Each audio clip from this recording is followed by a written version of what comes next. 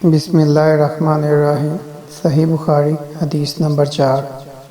حضرت جابر بن عبداللہ انصاری رضی اللہ تعالیٰ عنہ سے یہ روایت نقل کی ہے کہ آپ صلی اللہ علیہ وسلم نے وحی کے رک جانے کے زمانے کے حالات بیان فرماتے ہوئے کہا کہ ایک روز میں چلا جا رہا تھا کہ اچانک میں نے آسمان کی طرف ایک آواز سنی اور میں نے اپنا سر آسمان کی طرف اٹھایا۔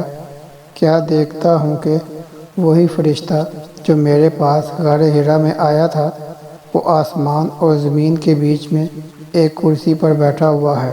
میں اس سے ڈر گیا اور گھر آنے پر میں نے پھر کمبل اوڑھنے کی خواہش ظاہر کی۔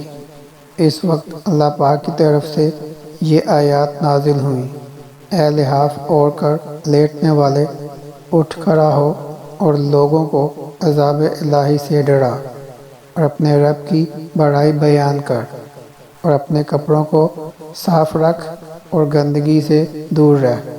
اس کے بعد وحی تیزی کے ساتھ پے در پے آنے لگی۔